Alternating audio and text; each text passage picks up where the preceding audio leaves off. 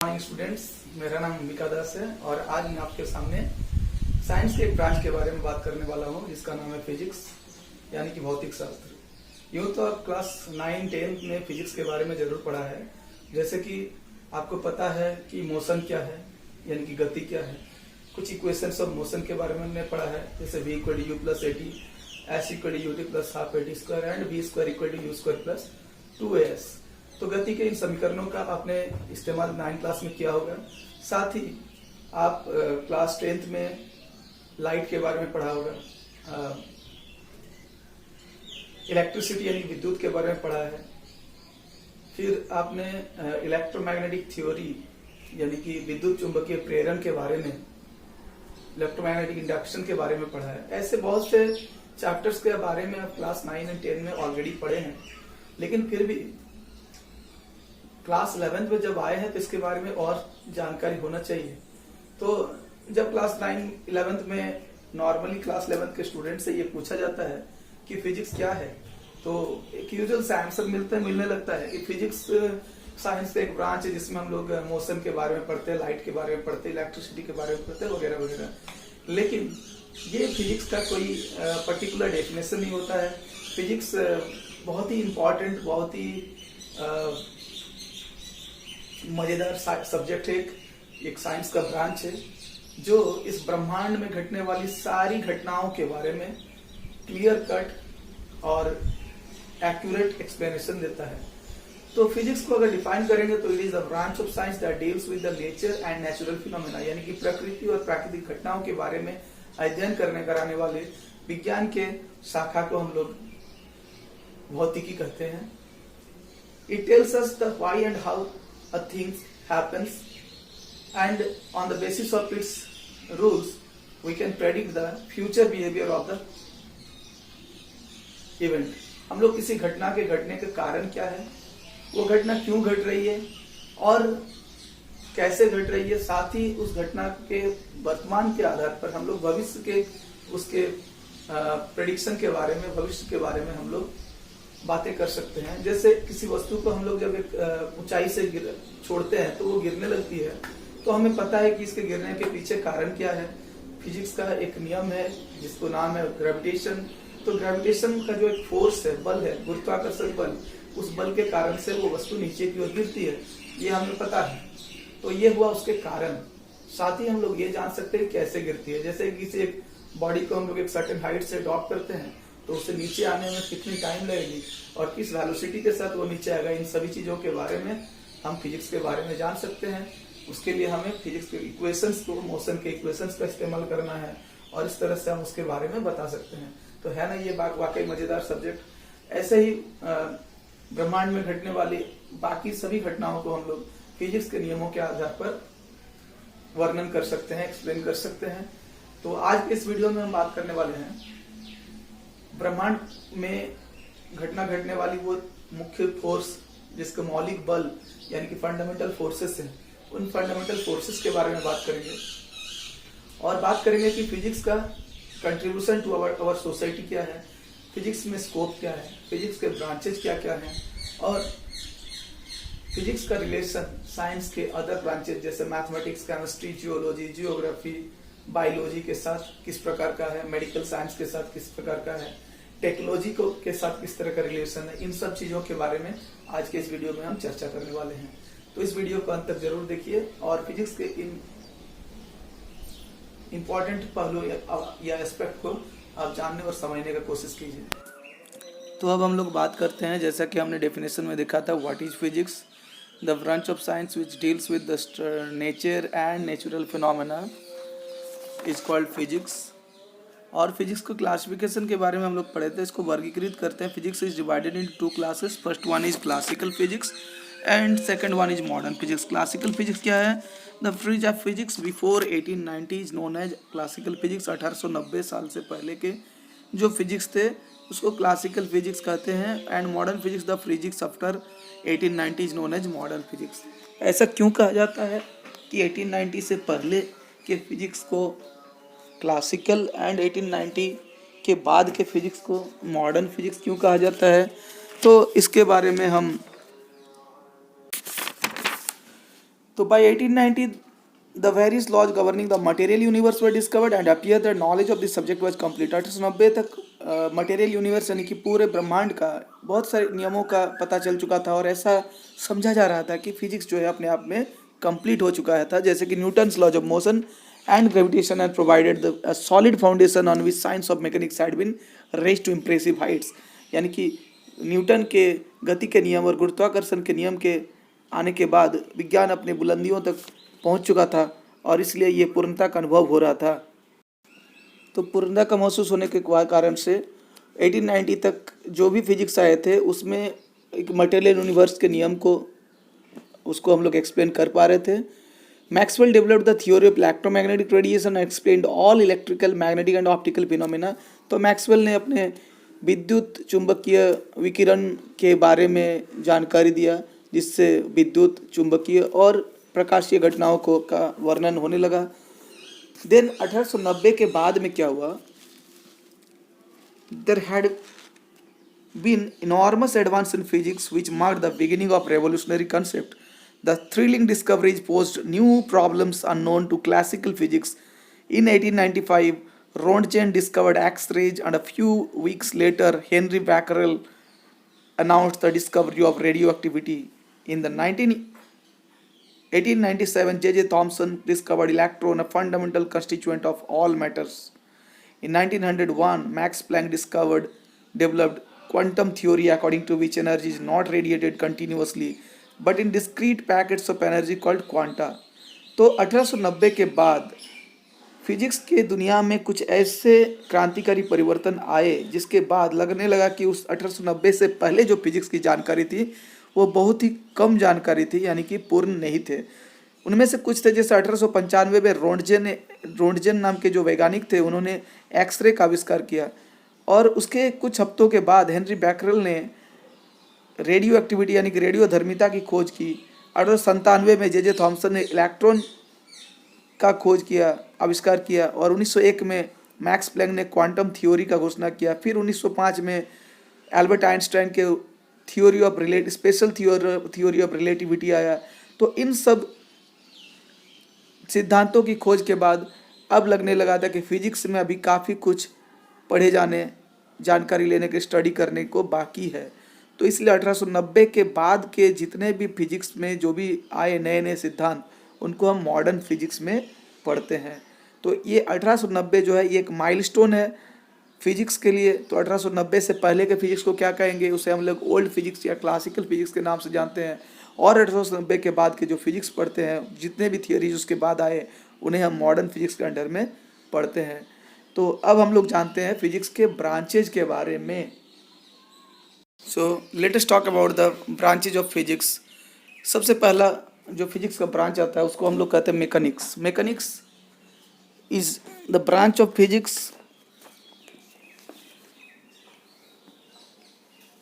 which deals with the study of motion of objects in macroscopic world, यानी कि वैस उस दुनिया में जिसको हम लोग अपनी आँखों से देख पाते हैं उसमें मोशन के बारे में जो स्टडी होता है उसे हम लोग मैकेनिक्स कहते हैं। जैसे simply motion of any object, जैसे कि हम लोग हमारे दुनिया में जो भी हम लोग साइकिल से हमारी गति के बारे में, चाहे प्लानिटरी मोशन के गति के बारे में, हम लोग ग्रहों की गति के बारे में जो स्टडी करते हैं उस ब्रांच को हम लोग कहते हैं मैकेनिक्स।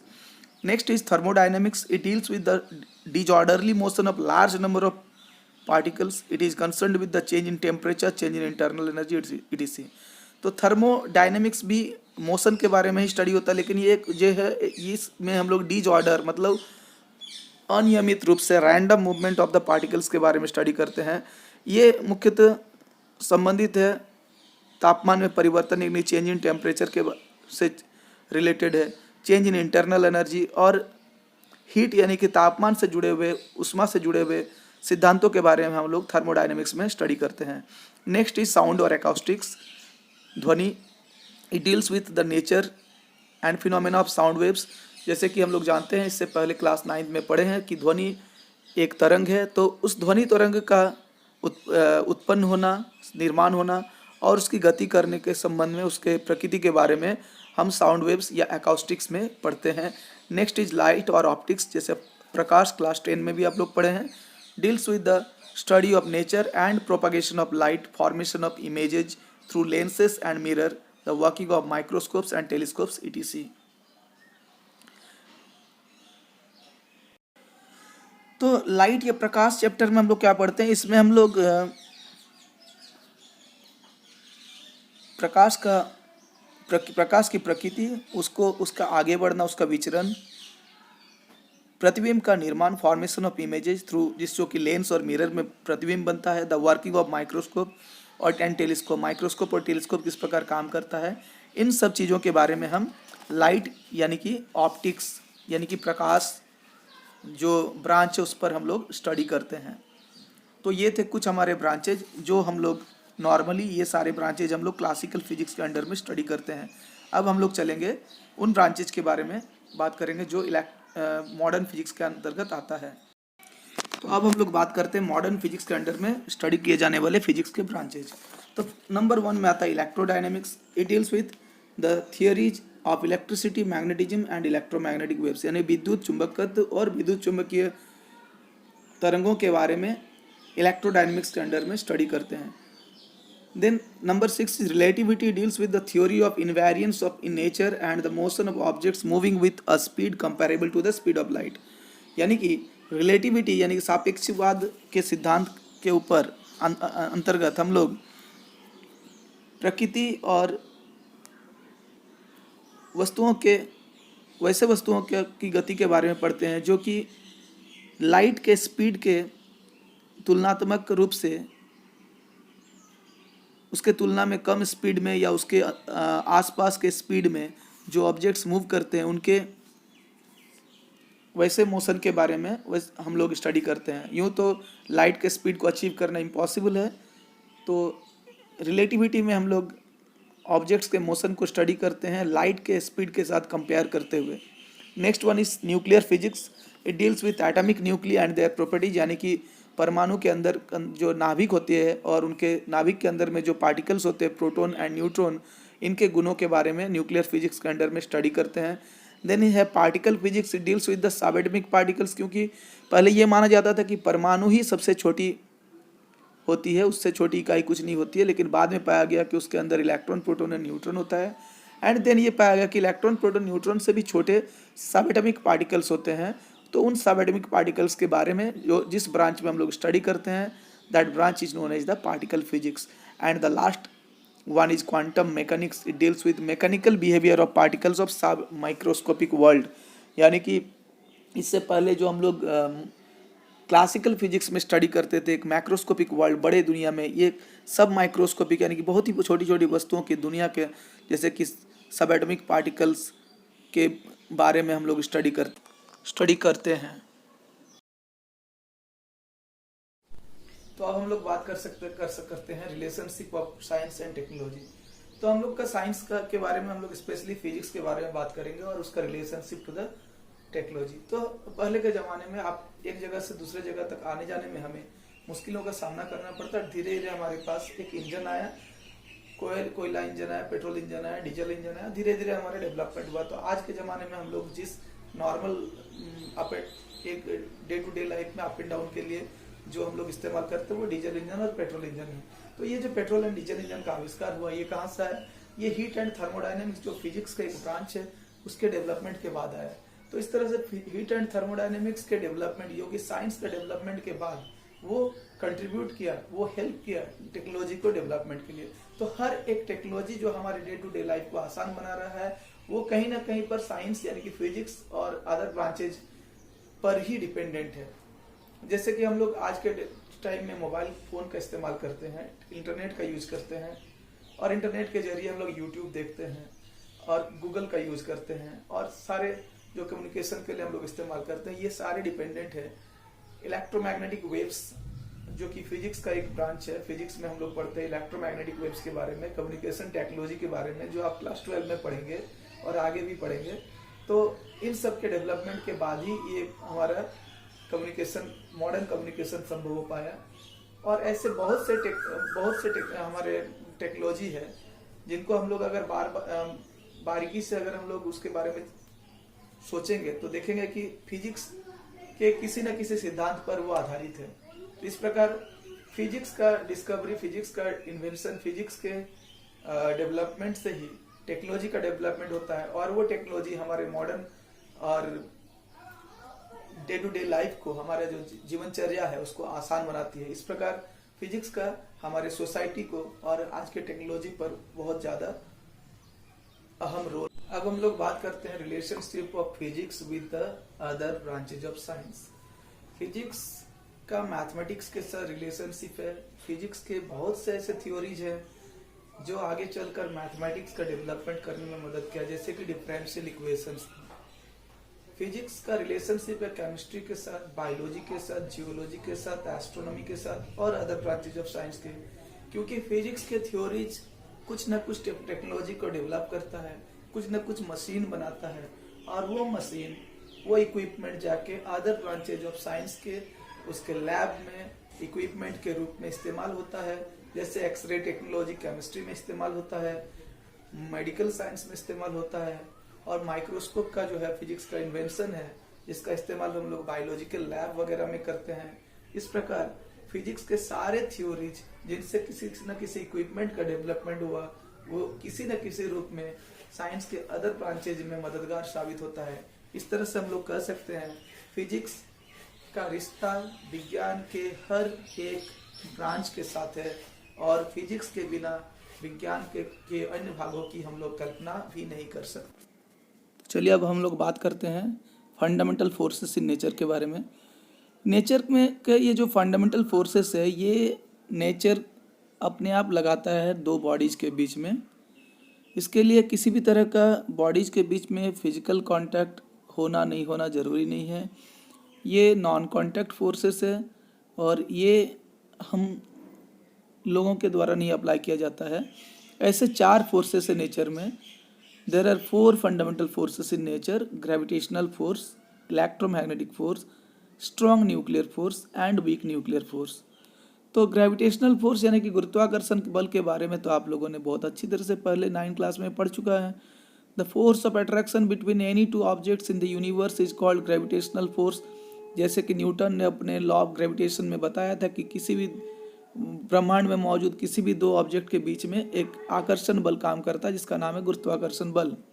और उसके लिए उन्होंने जो सूत्र दिया था F=gm1m2/r², उस सूत्र से इस फोर्स को हम लोग फाइंड कर सकते हैं। इसके बारे में हम लोग फिर 11th में ग्रेविटेशन चैप्टर में पढ़ेंगे। इसका नेचर ऑलवेज अट्रैक्शन का नेचर होता है। Second one is electromagnetic force. तो द फोर्स ऑफ अट्रैक्शन और repulsion between 2 charge bodies at rest is called electrostatic force, यानी कि स्थिर विद्युत बल या इलेक्ट्रोस्टैटिक फोर्स जो है 2 चार्ज बॉडीज के बीच लगने वाला आकर्षण या प्रतिकर्षण का बल है।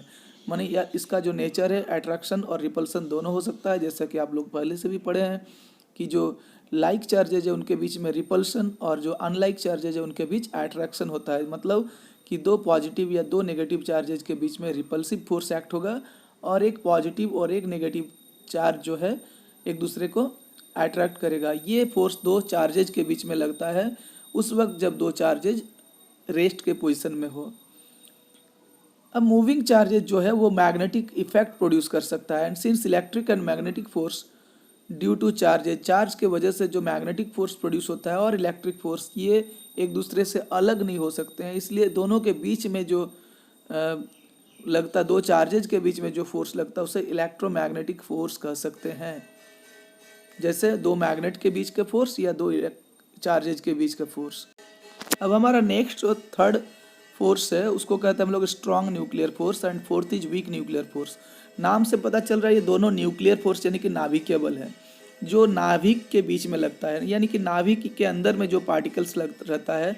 आपने एटॉमिक स्ट्रक्चर यानी कि परमाणु की संरचना में पढ़े हैं कि परमाणु के अंदर एक छोटा सा हिस्सा रहता है नाभिक, जिसके अंदर प्रोटॉन और न्यूट्रॉन रहते हैं। तो इन प्रोटॉन के बीच में, प्रोटोनों के बीच में और न्यूट्रॉन्स के बीच में, या प्रोटॉन और न्यूट्रॉन के बीच में जो फोर्स लगता है उन्हीं को न्यूक्लियर फोर्स कहते हैं। ये 2 टाइप के होते हैं, स्ट्रॉन्ग न्यूक्लियर फोर्स और एक वीक न्यूक्लियर फोर्स। तो स्ट्रॉन्ग न्यूक्लियर फोर्स जो है ये प्रोटॉन और न्यूट्रॉन को न्यूक्लियस के अंदर में बांध कर रखता है। The force holding protons and neutrons inside a nucleus is called strong nuclear force. यानी कि 2 प्रोटोनों के बीच में, क्योंकि एक ही प्रकार का चार्ज है तो दोनों में रिपल्सन हो सकता था, और रिपल्सिव होने से फिर न्यूक्लियस के अंदर में 2 प्रोटॉन आपस में नहीं रह सकता था। तो उन प्रोटॉन्स को इस इलेक्ट्रोस्टैटिक फोर्स का अगेंस्ट में एक स्ट्रॉन्ग फोर्स एक्ट करता है जिसका नाम है स्ट्रॉन्ग न्यूक्लियर फोर्स, जो कि प्रोटॉन्स को और न्यूट्रॉन्स को न्यूक्लियस के अंदर में बांध कर रखता है, होल्ड करके रखता है। And our next part is weak nuclear force. तो ये वीक न्यूक्लियर फोर्स जो है, ये the force between the elementary particles during radioactive decay of a radioactive substance is known as weak nuclear force. Radioactive particles यानी कि रेडियोधर्मी पदार्थ वे पदार्थ हैं जो अपने आप कुछ रेडियो किरणें जैसे अल्फा बीटा और गामा किरणें उत्सर्जित करते हैं, एमिट करते हैं। जैसे हो गया रेडियम, जैसे थोरियम, बैरियम, ये सभी सब्सटेंस जो है रेडियो एक्टिव सब्सटेंस है। तो इनमें से रेडियो एक्टिव डीके होता है यानी कि अल्फा बीटा गामा रे निकलता है। तो उस बीच जो एलिमेंट्री पार्टिकल्स है उनके बीच में एक फोर्स एक्ट होता है जिसको वीक न्यूक्लियर फोर्स कहते हैं। जैसे कि बीटा डीके के दौरान ये वीक न्यूक्लियर फोर्स वर्क करता है। अब हम लोग बात करते हैं इन चारों फोर्सेस में से सबसे स्ट्रांग और सबसे वीक फोर्स कौन सा है। तो सबसे पहले आता है gravitational force. Gravitational force fundamental forces में सबसे वीक फोर्स होता है ग्रेविटेशनल फोर्स। उससे लगभग 100 गुना 10⁻36 टाइम्स स्ट्रांग होता है इलेक्ट्रोमैग्नेटिक फोर्स, और उससे 100 गुना मजबूत होता है, स्ट्रांग होता है वीक न्यूक्लियर फोर्स। और स्ट्रांग न्यूक्लियर फोर्स जो कि नाम से ही पता चल रहा है, this is the strongest fundamental force in nature. तो वीकेस्ट फंडामेंटल फोर्स क्या हुआ? Gravitational force. And strongest fundamental force जो है वो है स्ट्रॉन्ग न्यूक्लियर फोर्स। ठीक है, तो ये थे आज के हमारे एक introduction topic class 11th physics के, जिसमें हम लोग फिजिक्स के बारे में कुछ बेसिक से नॉलेज के बारे में डिस्कस किया। आगे हम लोग फिजिक्स के मेजरमेंट के चैप्टर के बारे में और अदर टॉपिक्स के बारे में डिस्कस करेंगे। तो आगे के वीडियोज आप किस टॉपिक में चाहते हैं, प्लीज़ कमेंट बॉक्स में जाके कमेंट ज़रूर कीजिए, और ये वीडियो कैसा लगा ये भी आप कमेंट बॉक्स में जाकर कमेंट कीजिए। अगर ये वीडियो अच्छा लगा तो प्लीज़ इस वीडियो को लाइक कीजिए, अपने दोस्तों के बीच में शेयर कीजिए ताकि इस वीडियोज़ का फ़ायदा अधिक से अधिक लोगों तक पहुँचे, और इस चैनल को सब्सक्राइब कीजिए ताकि आगे भी इस वीडियोज़ ऐसे ही वीडियोज़ में आप तक पहुँचा सकूँ। Thank you so much to all of you who watched this video so patiently till the end. Thank you so much.